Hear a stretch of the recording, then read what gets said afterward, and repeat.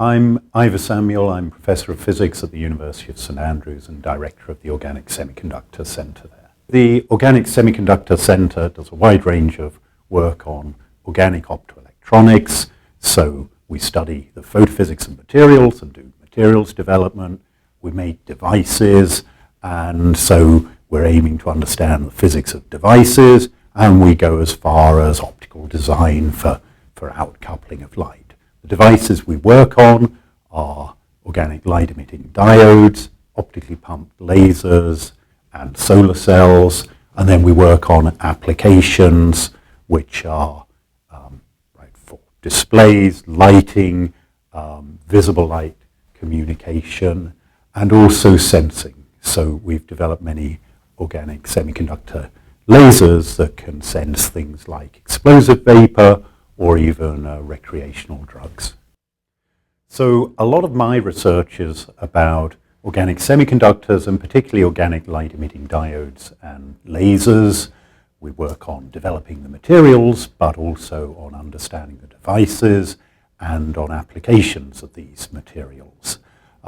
Recently, we've been working a lot on biomedical applications. So an organic LED can give you a thin and potentially flexible light source that you can actually use to make a light-emitting bandage or a bandage that can make a measurement. So we've developed a wearable light source for skin cancer treatment, and we've also developed a wearable optoelectronic muscle contraction sensor.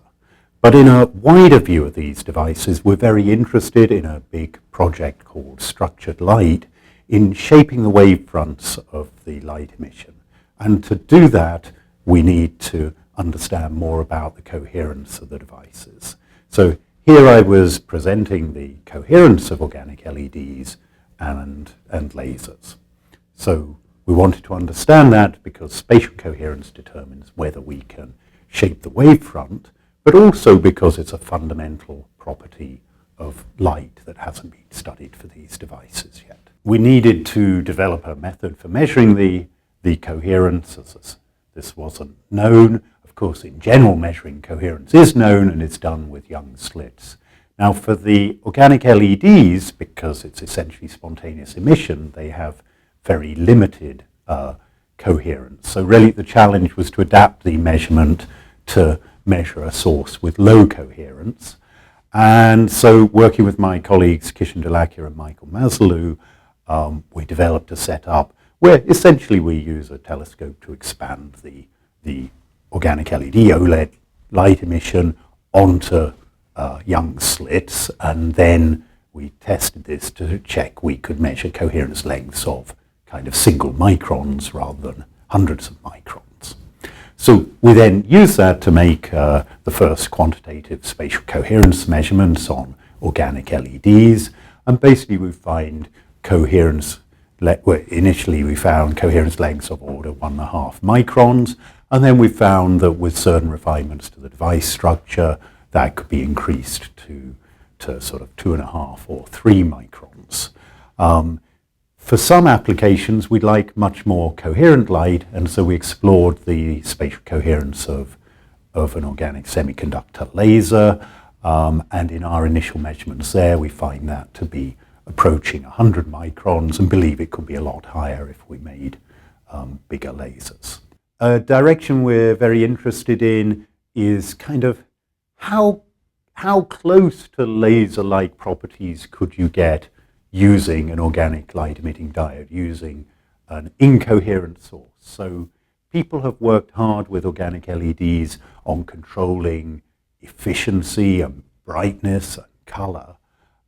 We've been working on whether you can control the spatial output, whether you can make a directional organic light-emitting diode. And of course it's not as directional as a laser, but we have shown you can greatly modify the light emission by wavelength scale microstructure and have some directionality. And now we're working towards seeing whether we can use wavelength scale microstructure to give us a source with a bit more coherence than the numbers I just quoted. You know, I've always felt as an academic I should be doing challenging intellectual problems, but then it turns out there are so many challenging intellectual problems I tend to pick ones which might be useful if solved. And I think it's a very interesting synergy between the fundamental understanding, which indeed sometimes we're pursuing, and applications, because the applications actually impose requirements on you that fundamental understanding doesn't. So they challenge your understanding and your ingenuity.